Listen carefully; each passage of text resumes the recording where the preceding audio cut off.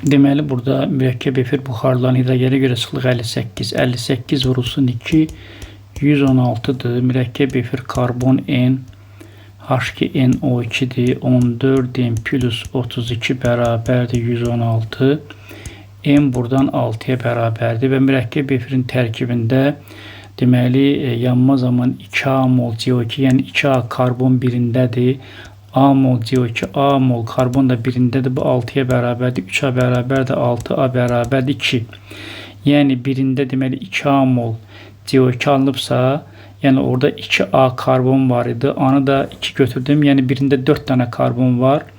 Digərində 2 dənə karbon var. Mürəkkəb efirdə turşudan və spirtdən ibarətdir.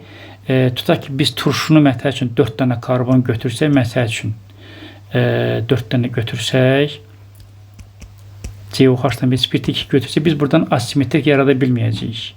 Məsələn, tutaq ki, biz bu karbonu buradan gətirib buraya yazsaq, asimetrik karbon olmur. Asimetrik nə deməkdir? SP3 vəziyyətində olmalı 4 müxtəlif qrupla birləşməlidir.